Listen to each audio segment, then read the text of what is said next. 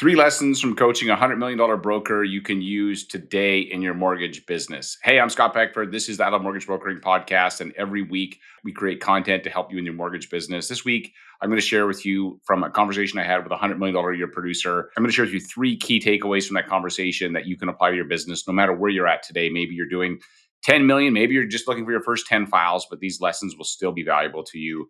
Before I jump into that, I want to give a shout out to one of our sponsors. OwnWell is an amazing tool for mortgage brokers. It allows you to monitor your clients' buying power and home equity on a monthly basis, sends these really cool reports, and it creates conversations around that home equity and that buying power. And you can even use it to adopt other people's databases like real estate agents and financial planners. Check them out at ownwell.ca/Scott. And yeah, check that out. They're awesome.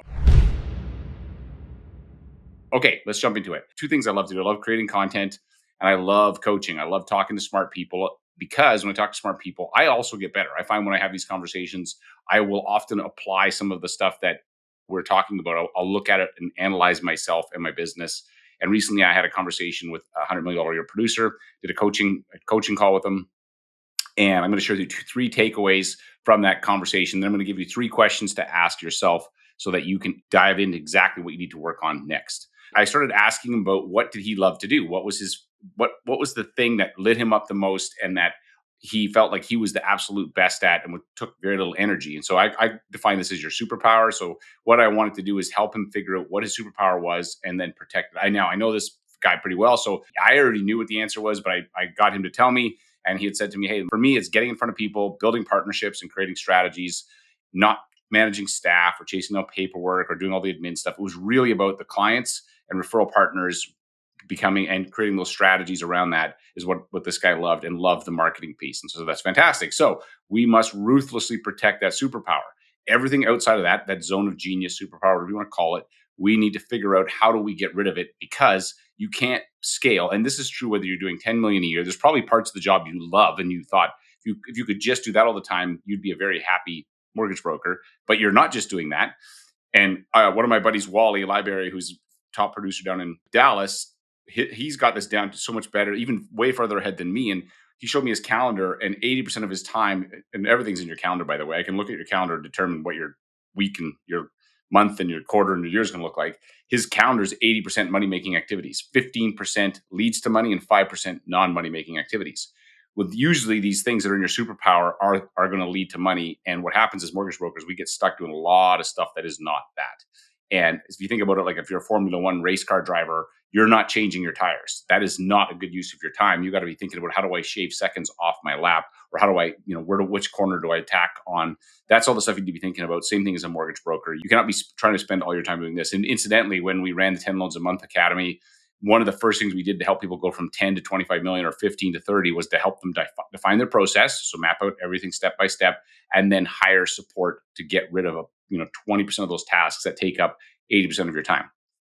First step was define the superpower. Okay, he knew what it was. I can't do 20-hour tasks. The second thing that we did was we diagnosed he didn't have a people problem. He had a hiring problem. And I've made this mistake. I've gone out and I've hired people because they're kind of like mini me's. I think, oh, this is so exciting. They're just like me. They're me, but they're a younger version of me. And if you hire yourself, you are going to hire somebody who wants to be you. And if they want to be you, it's likely they're not going to stay working for you. So instead, we talked about, he's basically fishing in the wrong pond when it comes to looking for talent. And some of the brokers that I know who built very successful teams around their personal production is they hire ex-bank specialists. They hire people who have operations manager background, or people who have gone out, tried the brokering thing, realized, oh my gosh, I don't want to be the salesperson. I don't want to be the face of it. I would love to work part of a team. Those people tend to be great employees. But if someone in their mind thinks, oh, once I learn this a little bit, I'm going to go out and compete against you, or they don't, maybe even if they don't say that to you, if you think they want to be you, that's probably not the person you want to hire, because you don't want to hire you. You want to hire somebody that takes stuff off your plate and loves the things you don't love. If they love the same things as you, you're going to have wonderful conversations and you're going to get each other excited.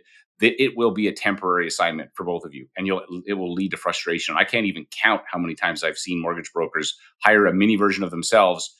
18 months, 2 years later, that person's now left. They're doing their own thing. And the mortgage broker's frustrated going, I can't hire anybody. This doesn't work. How do I scale? And just because you realize you had to get somebody to help you, you just fished in the wrong pond and you got the wrong type of person. So again, I would say ex bank specialists, people who worked at banks, not bank specialists, ex bankers, because they're some of an employee mindset who wants to get a salary plus a bonus. I don't like paying people on a split.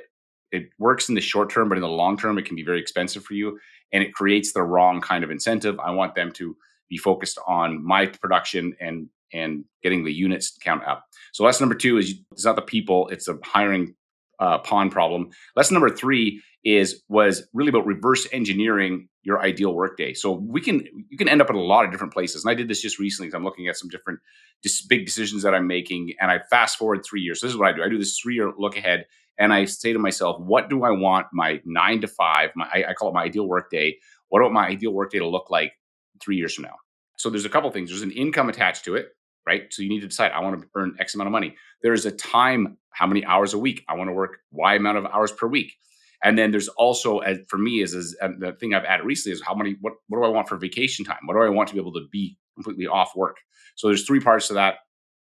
And all of this, by the way, I'm going to want to spend as much time as I can in my zone of genius or using my superpower. So the first is 3 years from now, what do I want to be making? Second is how much time do I want to spend working? So how many hours a week?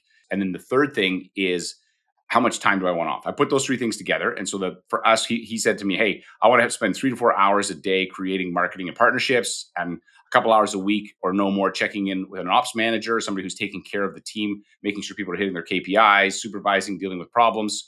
And he doesn't want to be spending time holding client hands. And so what we realized after this whole discussion is the number one thing he needs to hire is what on the book Traction they call it an integrator. An integrator is somebody who can take your vision. So if you're a mortgage broker, business owner, and think of them like the number two who loves the operations side, the people on the operations side, and will execute on that. And then so that you can spend your time again in your zone of genius. And again, if I use Wally as an example, Wally's got personal production. He's got a mortgage brokerage of people that work for him. He's got rental properties. And so he told me he's got 9 integrators in his life. One of them takes care of all of his executive assistant.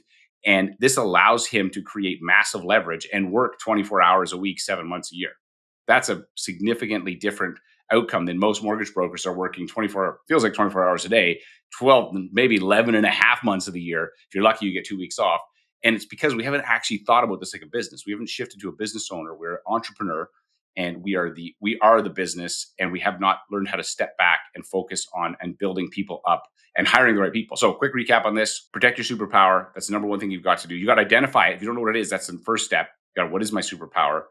The second is make sure you hire the right type of people. Do not hire mini U's. You do not need mini U's. If they are wired like you, they will not stay working for you. If you hired me to work for you, I ain't going to stay there very long. No offense. I mean, can't even imagine the scenario you'd have to put together to convince somebody that's wired like me or probably like you to do this, but it's going to be a temporary assignment. And then the third is to make sure you reverse engineer your ideal workday, not just your income. We often think about, I got a volume of 50 million. Yeah, but you're working 80 hours a week. That sucks. I'm doing 50 million, working 25 hours a week. And all I do is I spend, 10 hours a week doing marketing and prospecting, 15 hours a week, maybe 10 hours a week with client conversations. So those are discovery calls, 5 hours a week with my team. That's it. Cool thing about the way our brains work is the more you can define exactly what you're aiming at, the easier it is to make decisions. Because if it's vague, then any decision can kind of get you there, right? I think there's a great quote. It says, if you don't know which port you're sailing to, there is no favorable wind. Well, if you're not really clear on what you want, you're going to end up making a whole bunch of decisions that will lead you, and you'll be 3 years down the road or 5 years down the road, and your business you still won't be, you'll be working too much, likely. You'll be making not as much money as you could, and you will not have the work-life balance you want. And the way you do that is you got to reverse engineer it. And it's not just money. And that's a mistake. That's a mistake I made when I was younger, is I would just focus on, I want to hit a certain income amount, not realizing that 60, 80-hour work weeks were not conducive to having a marriage and a family.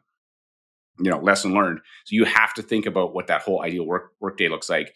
And I like to think of it income. I like to think of it my time. How does my time look in that week? How many hours do I want to work a week? How much do I want to make per week? I think of it per month. I want to make X amount per month. I want to work Y amount hours per week.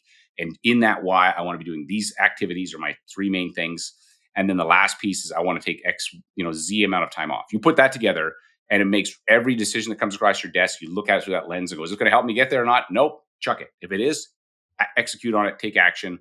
Hope you find that useful. I love doing these coaching sessions with our brokers, because it just helps me also clarify even my own thinking as well as goal setting. I hope you find this useful. Hey, I'm Scott Peckford. As I always say, there's no problem in your mortgage business that someone else hasn't already solved. Your problem is who's got the answer. The goal is these podcasts provide some of the answers.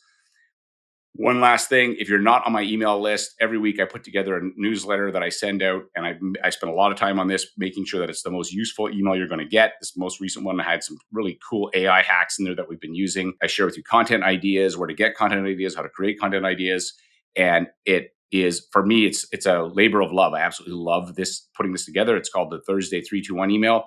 If you're interested, click on this episode to get on it, or find me on social. I've got a little link tree. You can click on that, get on my email list. I'd love to send that to you. Check it out. Thanks for listening, and I will see you on the next episode.